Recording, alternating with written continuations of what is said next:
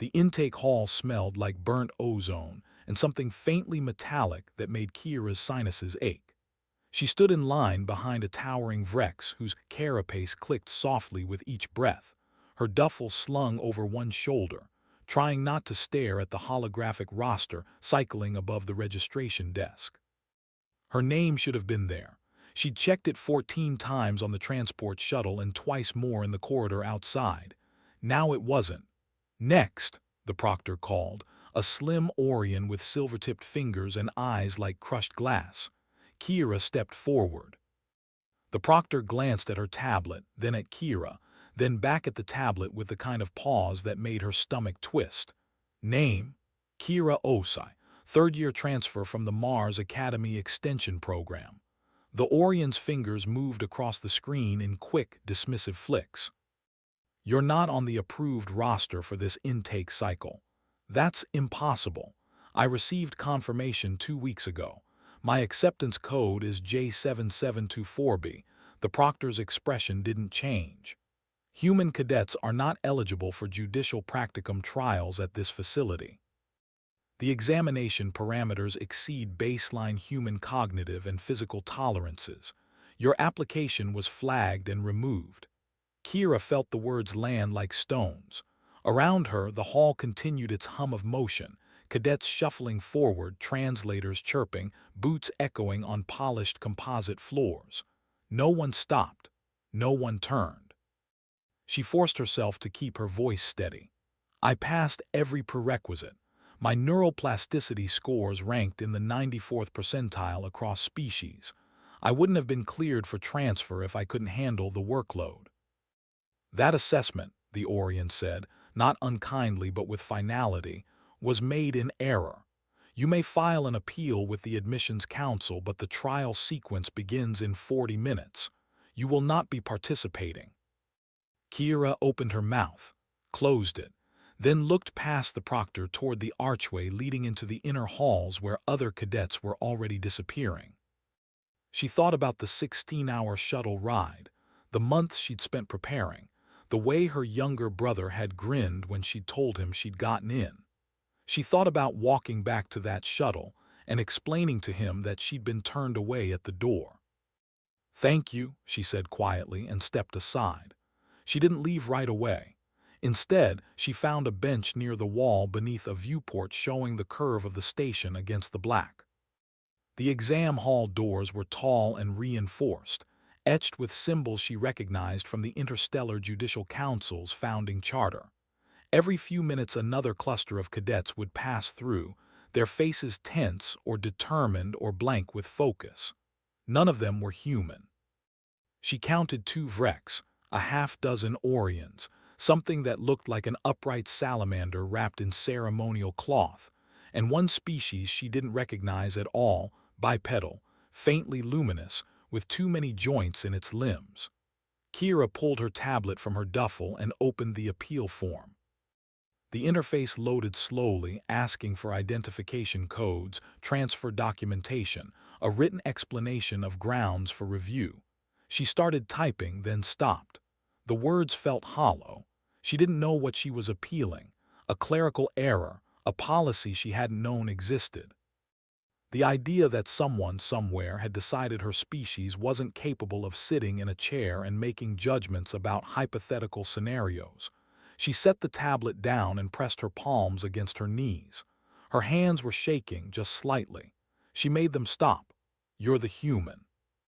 Kira looked up. The speaker was tall and lean, with deep bronze skin that looked like it had been poured rather than grown, and eyes that were entirely black except for a faint ring of gold around the edges. Their uniform bore the insignia of a senior adjudicator, someone who had already passed the trials and now served as an observer or instructor. "I guess I am," Kira said. The adjudicator tilted their head in a way that suggested curiosity rather than judgment. "You were removed from the roster." "Yes, and you're still here." Kira wasn't sure how to answer that. "I'm filling out an appeal." The adjudicator glanced at the tablet on the bench, then back at Kira. "The appeal process takes a minimum of 6 standard weeks." By then, the trial sequence will be complete and the next intake cycle won't open for another year. I know. Then why file it? Kira thought about that. She thought about her brother again, and about the Mars Academy extension program that had been little more than a basement lab with outdated equipment, and one overworked instructor who'd believed in her anyway. She thought about the way she'd felt the first time she'd read about the Interstellar Judicial Council, and realized there was a place in the galaxy where disputes were resolved through reason and evidence instead of force. She thought about the fact that none of that mattered right now, but also that it mattered more than anything. Because it's the right thing to do, she said, even if it doesn't change anything. The adjudicator was quiet for a moment. Then they said, "What's your name?" Kira Osei. Kira Osei, they repeated as if testing the syllables. I'm adjudicator Solon. I'm assigned to monitor the trial sequence today. I've reviewed your file. Kira blinked. You have. Your neuroplasticity scores are impressive. Your thesis on restorative justice frameworks in post-conflict zones was cited in 3 separate judicial reviews last quarter. Your transfer application was one of the strongest I've seen in 5 years. Solon paused. It was also flagged by a subcommittee that believes human neurological architecture is incompatible with the cognitive demands of judicial arbitration under duress. That's not true. I know. Kira stared at them. Then why was I removed?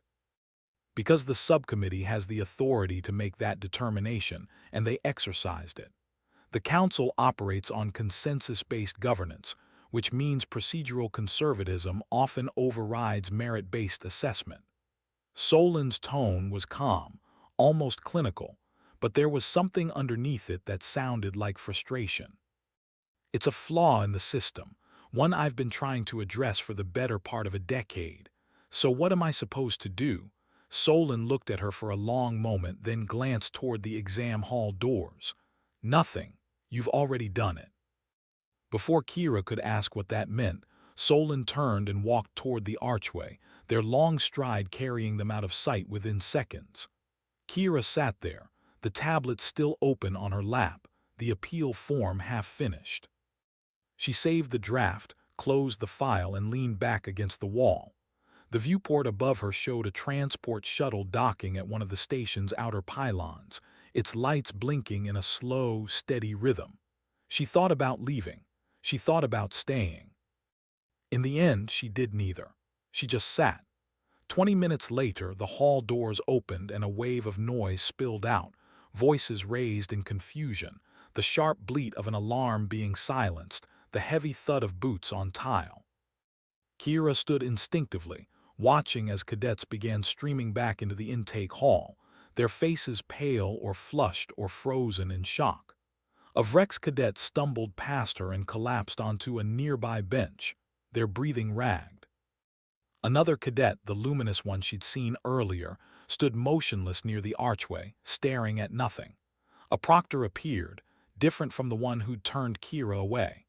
This one was older, a Kale with deep grooves in their face and a voice like grinding stone. All cadets report to the observation gallery immediately. Trial sequence has been suspended pending review. Kira didn't move. She wasn't a cadet anymore, not officially.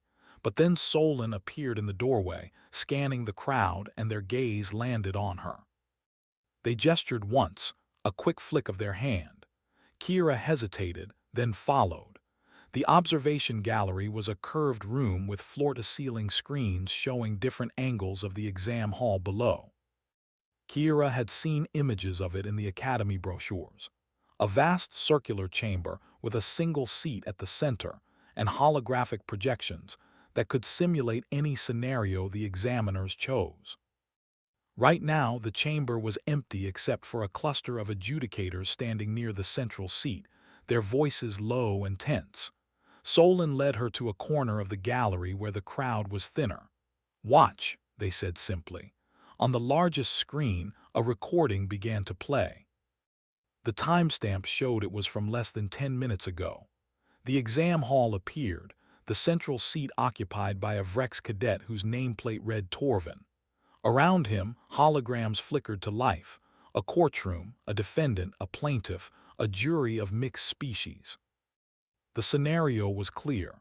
A trade dispute involving contaminated cargo and accusations of negligence. Standard stuff, the kind of case Kira had studied a dozen times. Torvin began his arbitration. His voice was steady, his reasoning sound. He questioned the plaintiff, reviewed the evidence logs, and cross-referenced contamination protocols from 3 different planetary regulatory bodies. It took him 8 minutes to reach a preliminary judgment. The holograms froze. A soft chime indicated the scenario was complete. Then the room changed. The courtroom dissolved, replaced by a dark, narrow corridor. The holograms of plaintiff and defendant became something else, figures in tactical armor, weapons raised, shouting in a language the translator didn't immediately catch. Torvin's seat jerked sideways as if the floor had shifted. The lighting dropped to emergency red. The chime that had signaled the end of the scenario now became a blaring siren. Torvin's posture changed. His voice, so steady a moment ago, cracked as he tried to speak. "What this isn't," the figures in armor advanced. One of them pointed a weapon directly at Torvin's head. It wasn't real, Kira knew that. The holograms couldn't hurt him. But the simulation was flawless and the Vrex cadet's breathing had gone shallow and fast. He stood, backing toward the edge of the platform, his hands raised. "This is a judicial trial," he said, his voice shaking. "You can't, this isn't part of," the figure fired. The sound was deafening even through the recording. Torvin flinched so hard he stumbled, lost his balance, and fell off the platform. The simulation ended instantly. Medics rushed in. The recording cut to black. Kira felt her chest tighten. What was that? "An unscheduled stress scenario," Solon said quietly. "It was added to the trial sequence without notice. The examiners wanted to test how cadets respond to sudden, extreme disruption during arbitration, to see if they can maintain composure under existential threat. That's not a test, that's torture." "It's both." Solon's voice was grim, and Torvin wasn't the only one. 14 cadets have gone through the sequence so far. 11 of them broke protocol. 3 required medical intervention. 2 have withdrawn from the program entirely. Kira looked at the blank screen, then at Solon. "Why are you showing me this?" "Because you're still here." "I don't understand." Solon turned to face her fully. "You were told you couldn't participate. You were dismissed, humiliated, and given no recourse. And instead of leaving, you sat on a bench and filed an appeal you knew wouldn't matter. You stayed calm. You stayed present. You didn't lash out, didn't demand to speak to someone higher up, didn't make a scene. You just stayed." Kira stared at them. So that's the test." The words hung in the air between them. Kira felt something cold and sharp settle in her gut. "You're saying I was set up?" "No," Solon said. "You were removed because the subcommittee genuinely believes humans aren't ready. But your response to that removal, your ability to sit with disappointment and injustice without falling apart, that's what we're actually looking for. That's what judicial arbitration requires. Not perfect reasoning or flawless memory or even courage under fire. Just the ability to stay steady when everything tells you to run." Kira's hands were shaking again. This time she didn't try to stop them. "And the cadets in there, the ones who broke down, they're brilliant," Solon said. "Every single one of them. But brilliance doesn't matter if you can't hold yourself together when the ground shifts." That's what the stress scenario was designed to expose. And it worked, too well. "So what now?" Solon looked at her for a long moment, then pulled a small data chip from their pocket and held it out. "This contains your official reinstatement to the trial roster. You'll participate in the next cycle, under revised parameters that account for the ethical violations in today's sequence. The council will issue a formal apology to the cadets who were harmed, and you'll be part of the review committee that designs the new protocols." Kira took the chip. It was warm in her palm, almost too small to see.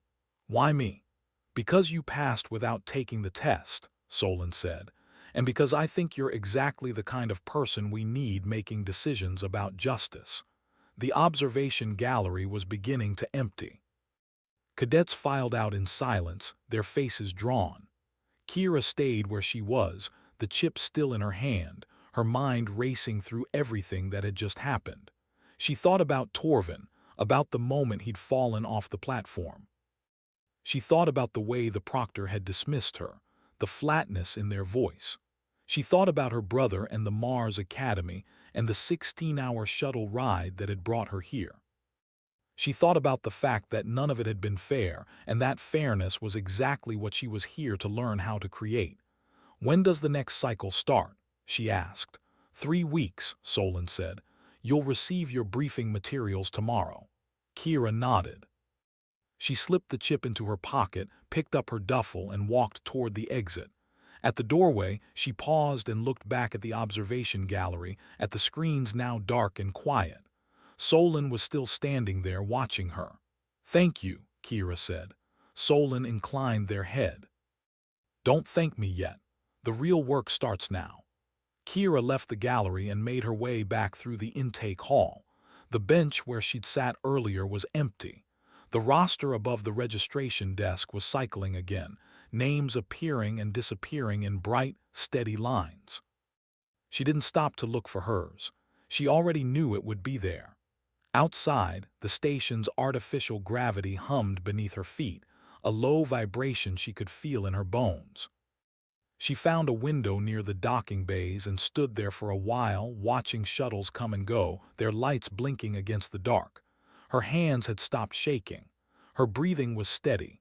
She felt tired but not defeated, not even close. 3 weeks. She could do a lot in 3 weeks. She pulled out her tablet and opened a message to her brother. The words came easily this time. "Still here," she wrote. "Turns out the test was harder than I thought, but I passed." She hit send and leaned against the window, watching the stars. The docking bay was quieter at night, or what passed for night on a station that never truly slept. Kira found a small commissary near the residential wing and ordered something that claimed to be coffee. It tasted like burnt grain and regret, but it was warm and she held the cup with both hands while she found a corner table. Her tablet pinged, her brother's reply. "Knew you would, proud of you." She smiled, typed back a quick response, then set the device down and stared at the half-finished appeal form still saved in her drafts. She didn't delete it. Instead, she opened a new document and started writing. Not an appeal, a report. A detailed account of what she'd witnessed in the observation gallery, written in the clear, methodical style she'd learned at Mars Academy.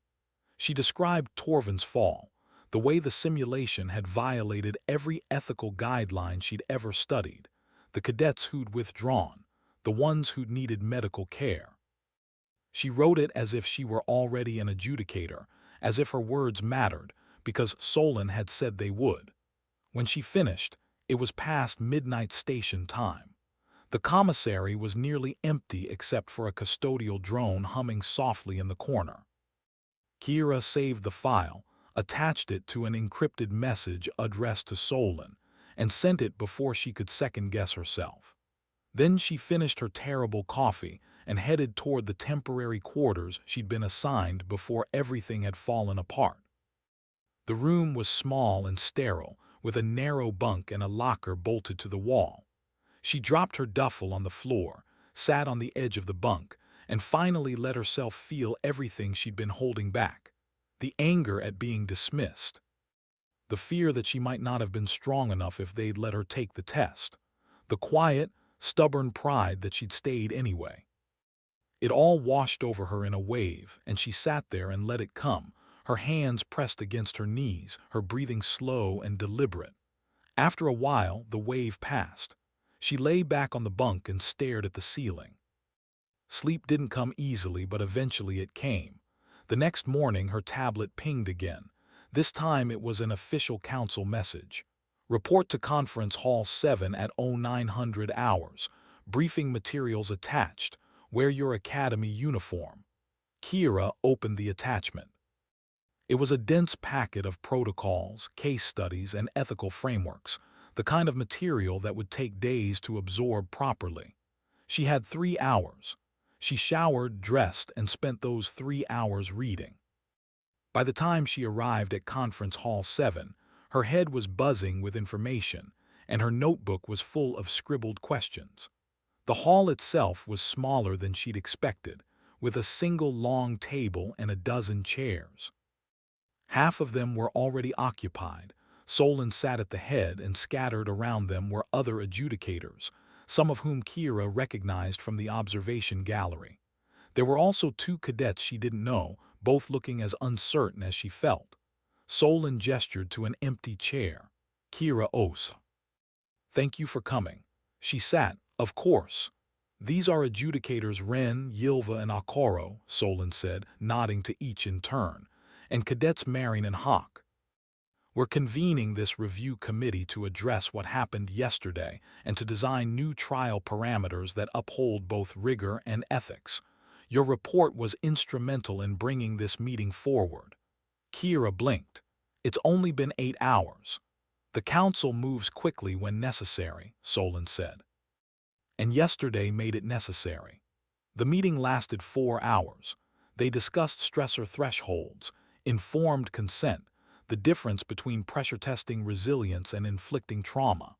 Adjudicator Ren, a stern Orion with silver streaks in their hair, argued that judicial work required cadets to face extreme scenarios without warning.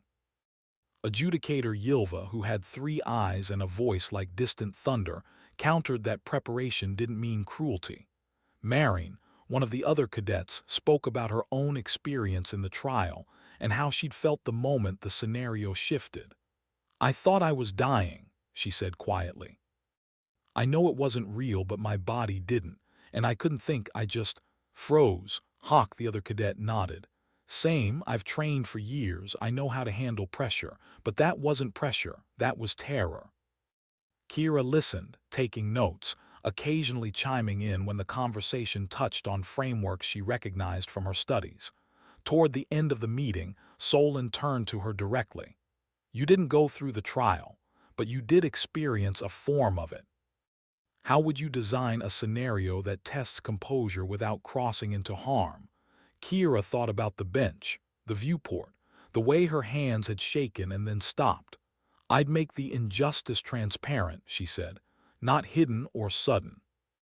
I'd tell the cadet up front that they're about to face something unfair, something that will make them want to walk away or lash out. And then I'd see how they respond. Because the real test isn't whether you can survive a shock. It's whether you can sit with discomfort and still choose to stay engaged, still choose to do the work. The room was quiet. Then Akoro, a soft-spoken Kale with kind eyes, said, That's elegant. Ren looked skeptical. It's also easy to game. If you tell someone the test is about composure, they'll perform composure. Maybe, Kira said, but if they're performing it convincingly, doesn't that mean they've learned it? And isn't that the point? Ren didn't answer right away. Finally, they inclined their head. Fair. The committee broke for lunch, then reconvened for another 3 hours. By the end of the day, they drafted a new trial protocol. Cadets would be informed in advance that scenarios could shift without warning, but the shifts would be bounded by clear ethical parameters. No simulated violence. No existential threats. Instead, the focus would be on interpersonal conflict, procedural ambiguity, and moral dilemmas that required sustained reasoning under pressure. It wasn't perfect, but it was better, and Kira had helped shape it. When the meeting finally adjourned, Solon walked her back toward the residential wing. You did well today. I mostly just listened. Listening is 90% of the work, Solon said. The other 10% is knowing when to speak. You've got both. Kira felt something warm and fragile settle in her chest. What happens now? Now you prepare. The next cycle starts in 18 days. You'll go through the revised trial sequence along with a new cohort of cadets. Some of them will be there because they withdrew yesterday and chose to return. Some will be first-timers. All of them will know what you did. What I did, Solon stopped walking. You stayed. When you had every reason to leave, you stayed. That matters more than you know.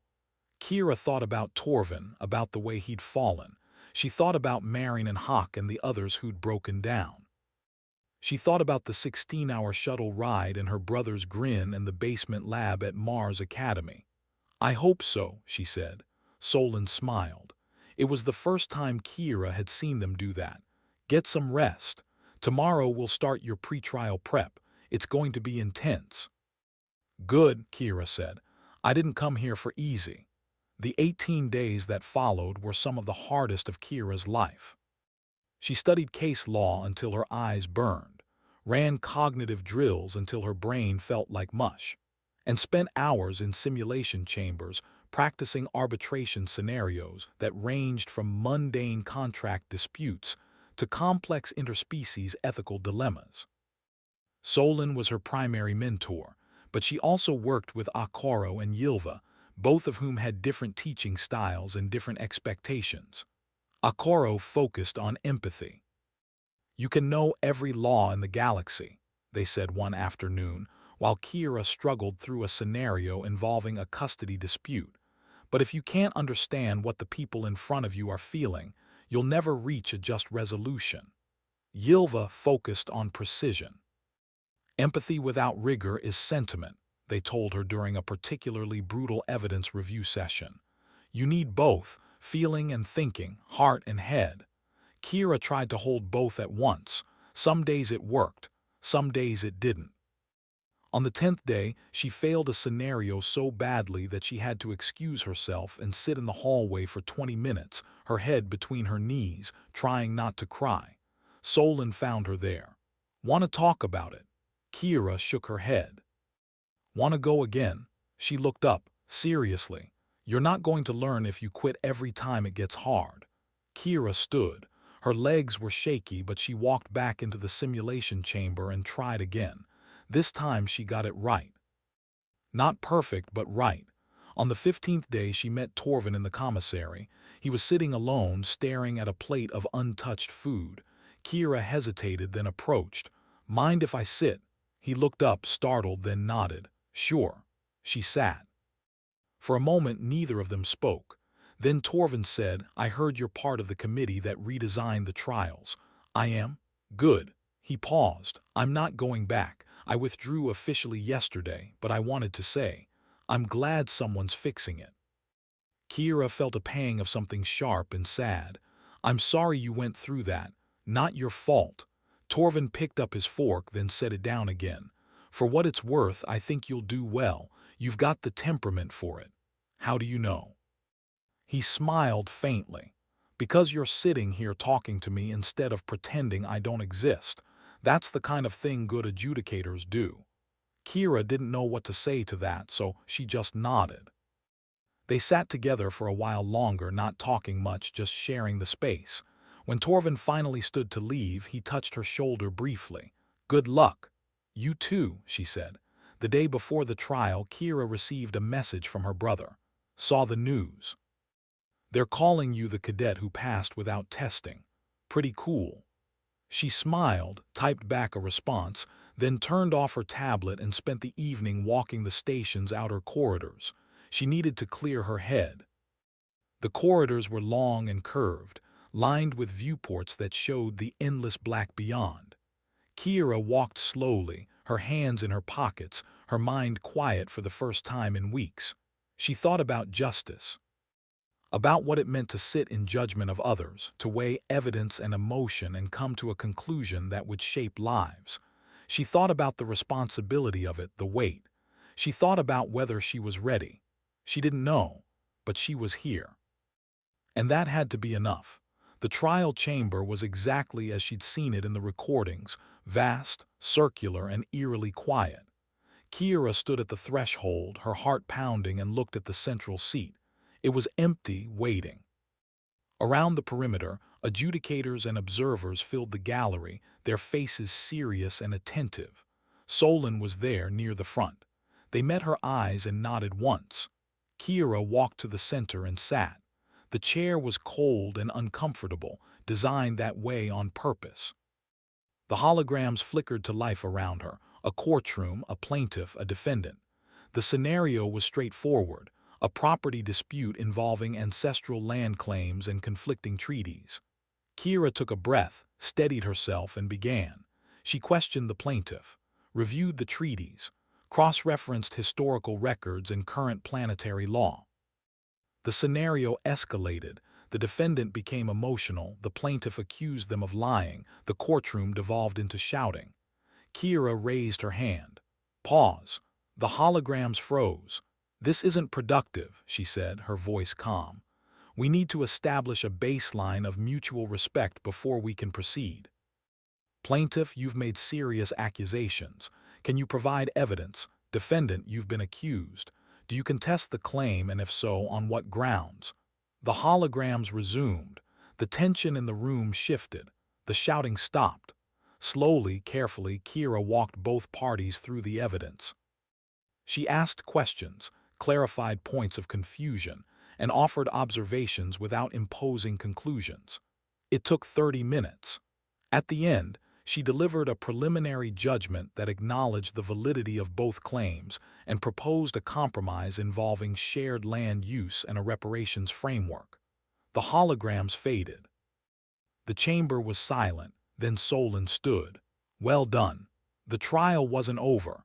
There were more scenarios, more complications, but Kira felt something settle inside her, a quiet certainty that she could do this, that she was meant to do this. The shift came in the fourth scenario. Kira was midway through arbitrating a complex trade dispute when the lighting changed. The courtroom dissolved into a narrow corridor, the holograms morphing into figures in tactical armor. For a split second, her pulse spiked. Then she remembered. This was the test, the real one. She stayed seated. Watched the figures advance. One of them pointed a weapon at her. She didn't flinch. Instead, she said, "This is a judicial proceeding. If you have a grievance, I'm here to listen. If you're here to intimidate, you're wasting your time." The figure hesitated. Then the simulation ended. The chamber lights came up. Solon approached the central seat, their expression unreadable. "How did you know it was a test?" "Because you told me it would be," Kira said, "and because nothing about this program is accidental." Solon smiled. "Correct." The rest of the trial sequence passed in a blur. By the time Kira completed the final scenario, she was exhausted but steady. She left the chamber, walked back to her quarters, and collapsed on the bunk. Her tablet pinged, official notification of her trial results. She opened it with shaking hands. Passed. Conditional acceptance to the Interstellar Judicial Council Adjudicator Training Program. Orientation begins in 2 weeks. She stared at the screen for a long time. Then she pulled up a message to her brother and typed 4 words. "I made it in." His reply came instantly. "Never doubted you." Kira smiled, closed the tablet, and let herself sleep. 2 weeks later, Kira stood in a different chamber, smaller, lined with screens showing case files and judicial precedents. Around her were 6 other newly accepted adjudicators, all of them looking as nervous as she felt. Solon stood at the front of the room. "Welcome," they said. "You're here because you demonstrated something rare, the ability to remain present and engaged under conditions designed to make you falter. That ability is the foundation of everything we do. It won't make the work easier, but it will make you capable of doing it, and that's what matters." Solon paused, their gaze sweeping the room. "Over the next year, you'll study under some of the finest legal minds in the galaxy. You'll arbitrate real cases under supervision. You'll make mistakes. You'll face situations that have no clear right answer, and you'll learn to sit with that uncertainty without letting it paralyze you. Because that's what justice requires, not certainty, just the willingness to try." Kira listened, her hands folded in her lap, her breathing steady. She thought about the bench in the intake hall, the viewport, the way her hands had shaken and then stopped. She thought about Torvin and Marine and Hawk. She thought about the 16-hour shuttle ride and the basement lab at Mars Academy and her brother's grin. She thought about the fact that she was here, and that here was exactly where she needed to be. "Any questions?" Solon asked. Kira raised her hand. "When do we start?" Solon smiled. "Now." The first case Kira observed was a mediation between two trade guilds disputing mineral rights on a contested asteroid. The arbitration took place in a smaller chamber lined with holographic displays showing ore samples, survey data, and conflicting territorial maps. The lead adjudicator was a calm, gray-skinned Vrex named Kellys who spoke slowly and asked careful questions. Kira sat in the observation alcove, taking notes, watching the way Kellys navigated the tension in the room. The guilds were hostile toward each other. Accusations flew. One representative slammed their fist on the table. Kellys didn't react. They simply waited until the noise subsided, then said, "I understand you're frustrated.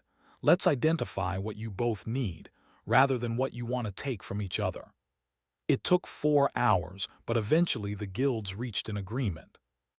Kira left the chamber feeling like she'd witnessed something almost miraculous, proof that reason and patience could overcome anger. That evening, she met with Solon for her first formal evaluation. They sat in a small office overlooking the station's central hub, the lights of passing shuttles visible through the viewport. "What did you learn today?" Solon asked. "That silence is a tool," Kira said. "Kellys didn't rush to fill the space when things got heated. They just waited." "Good. What else?" "That people don't always know what they actually want until you help them see it." Solon nodded. "Arbitration is excavation. You're digging for the underlying need beneath the stated demand. Sometimes the parties don't even know it's there until you point it out." Kira thought about that. What happens when you can't find it, when the needs are genuinely incompatible? "Then you acknowledge that," Solon said. "You don't pretend there's a solution when there isn't. You offer what clarity you can and help the parties understand the consequences of their choices. Justice isn't always resolution. Sometimes it's just honesty." Kira wrote that down. She was filling notebooks at an alarming rate. "How long did it take you to get good at this?" Solon laughed. "I'm still working on it. This job doesn't have an endpoint.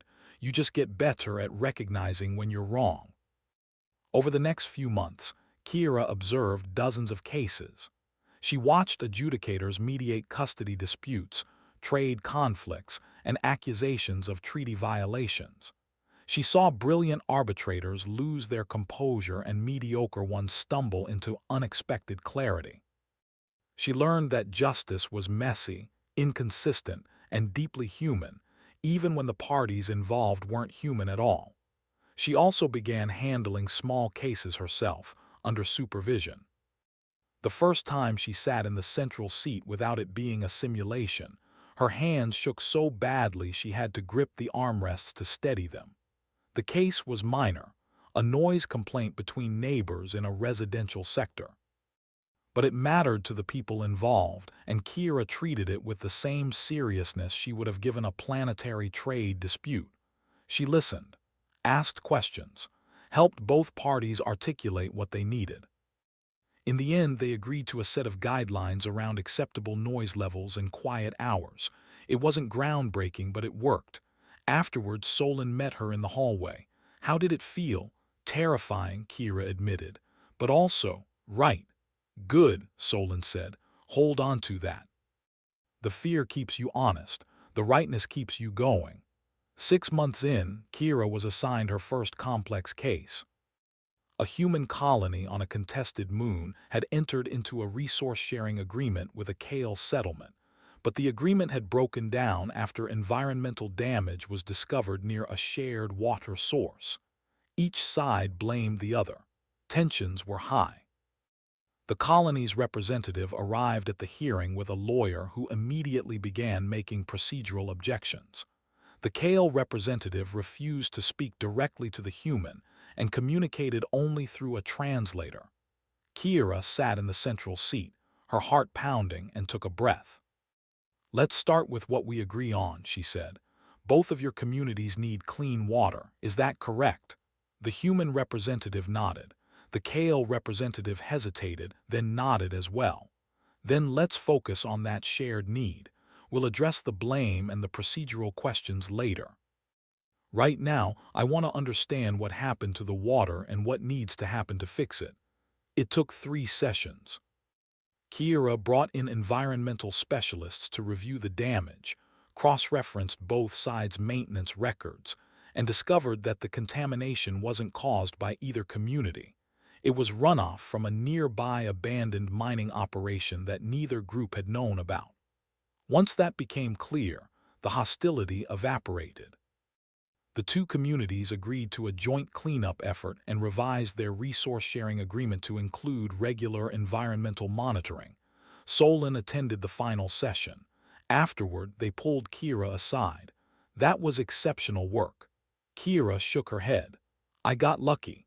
If the specialists hadn't found that mining site. Luck is what you make of it, Solon interrupted. You could have let them keep blaming each other. Instead, you redirected them toward a shared problem. That took skill, not luck. Kira didn't argue, but she didn't quite believe it either. She still felt like she was stumbling through most of this, guessing and hoping she guessed right. The following month, she received a message from Torvin. He'd taken a position as a legal advocate for a small nonprofit that helped refugees navigate interstellar asylum processes. Turns out I'm better at supporting people through legal systems than sitting in judgment of them, he wrote. Thanks for what you did. I don't think I ever said that properly. Kira replied immediately. You didn't need to. I'm glad you found something that fits. His response came back minutes later. Same to you. As the months accumulated into a year, Kira found herself settling into a rhythm. She handled more cases, attended more hearings, learned to recognize the patterns of conflict and the pathways toward resolution. She made mistakes, more than she could count, but she also learned from them. She learned that apologies mattered, that admitting uncertainty didn't weaken her authority, and that sometimes the best thing she could do was step back and let the parties find their own way forward. She also learned that justice was exhausting. Some nights she lay awake replaying a hearing in her head, wondering if she'd asked the right questions or made the right call. Some mornings she woke up dreading the cases on her docket. But she kept going because Solon was right. The fear kept her honest and the rightness kept her going. One evening, nearly a year after her initial trial, Kira sat in the commissary with Marin and Hawk. Both of them had completed the revised trial sequence and were now working as adjudicators in different sectors. They'd formed a habit of meeting once a month to compare notes and vent frustrations. I had a case last week that almost broke me, Marin said, poking at her food. A family dispute over inheritance. 3 siblings, all of them convinced they were right, none of them willing to compromise.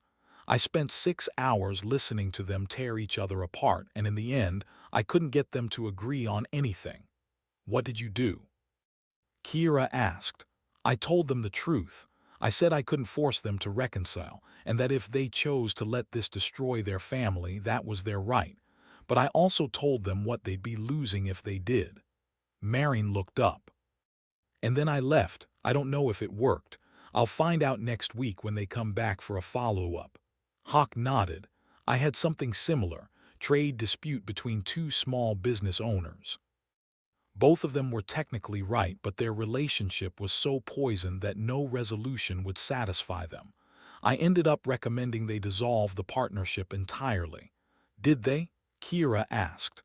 Yeah, and now they're both doing better independently than they ever did together. Hawk shrugged. Sometimes the just outcome isn't reconciliation. Sometimes it's a clean break. Kira thought about that. What about when neither option feels right? When you're stuck between 2 bad choices? Marin and Hawk exchanged a look. Then you pick the one that does the least harm, Marin said. And you hope you're right. They sat in silence for a while, the weight of that truth settling over them. Then Hawk raised their glass.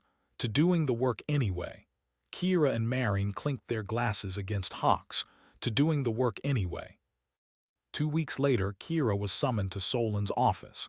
She arrived expecting another evaluation or case assignment. Instead, Solon handed her a small data chip. "What's this?" "Your certification," Solon said. "You've completed your training. You're now a fully accredited adjudicator with the Interstellar Judicial Council." Kira stared at the chip. Just like that. Just like that. She turned the chip over in her hand, feeling its weight. "I don't feel ready." "No one ever does," Solon said. "But you are. You've handled complex cases, navigated hostile parties, and made difficult calls. You've learned to sit with uncertainty. You've learned to stay present. That's what this job is." Kira looked up. "What happens now?" "Now you get assigned to a sector. You'll work independently, though you'll still have access to mentorship and peer review. You'll handle cases on your own, make your own calls, and live with your own mistakes." Solon paused. "It's terrifying. It's also exactly what you signed up for." Kira pocketed the chip. "Where am I being assigned?" "The outer colonies. There's a growing need for arbitrators out there, and the council thinks you're a good fit. You'll be based on Station Kainara. It's smaller than this one, more isolated, but the work is meaningful." "When do I leave?" 2 weeks. Kira nodded. Her chest felt tight, but not in a bad way. More like anticipation, more like readiness. "Okay." Solon smiled. "Congratulations, Adjudicator Osei." The words landed like a benediction. Kira felt them settle into her bones, solid and real. She left Solon's office and walked back to her quarters, the chip still in her pocket, her mind already racing ahead to the outer colonies and the cases waiting there. That night, she messaged her brother. "I'm certified. They're sending me to the outer colonies." His reply was instant. "That's incredible. Proud of you. Again." She smiled, typed back a quick thanks, then lay on her bunk and stared at the ceiling. She thought about the bench in the intake hall, the viewport, the way her hands had shaken and then stopped. She thought about Torvin and Marin and Hawk. She thought about Solon and Kelly's and every adjudicator she'd learned from over the past year. She thought about the fact that she'd come here wanting to be part of something bigger than herself, something that mattered. And she'd found it. 2 weeks later, Kira stood on the departure platform, her duffel slung over one shoulder, waiting for the shuttle to Station Kainara. Solon was there to see her off. "Nervous?" they asked. "Terrified," Kira admitted, "but also excited." "Good, hold on to both." Solon handed her a small, wrapped package. "Open this once you're settled." Kira took it. "What is it?" "Encouragement," Solon said, "from someone who's been where you are." The shuttle docked. Kira hugged Solon briefly, then boarded. She found a seat by the window and watched as the station receded into the distance.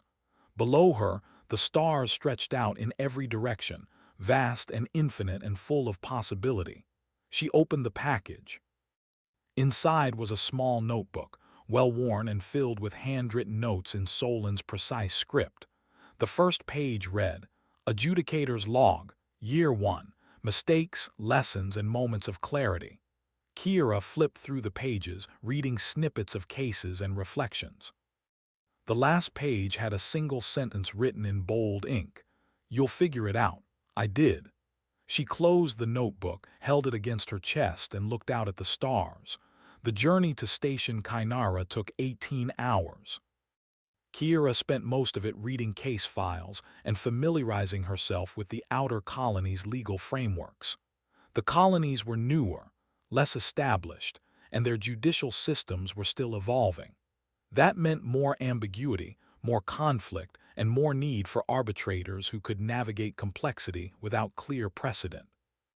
It also meant more responsibility. Kira felt the weight of that as the shuttle approached Kainara. The station was smaller than the one she'd left, its outer hull patchwork and functional rather than sleek. But it was home to thousands of people, humans, Kale, Vrex, Orions, and species she hadn't encountered before, and they all needed someone to help them resolve their disputes. She disembarked, found her assigned quarters, and spent the evening unpacking. The room was sparse but comfortable, with a small desk and a viewport overlooking the station's docking bay. She set Solon's notebook on the desk, right next to her own growing stack of notes, and sat down to review her first case assignment. It was a boundary dispute between two farming cooperatives. The details were dense, involving water rights and crop rotation schedules and accusations of sabotage. Kira read through the file twice, making notes, identifying points of contention. Then she closed the file, leaned back, and took a breath. She thought about the bench, the viewport, the way her hands had shaken and then stopped. She thought about the fact that she was here doing this work because she'd chosen to stay. And she thought about the fact that she'd keep choosing it every day for as long as it mattered.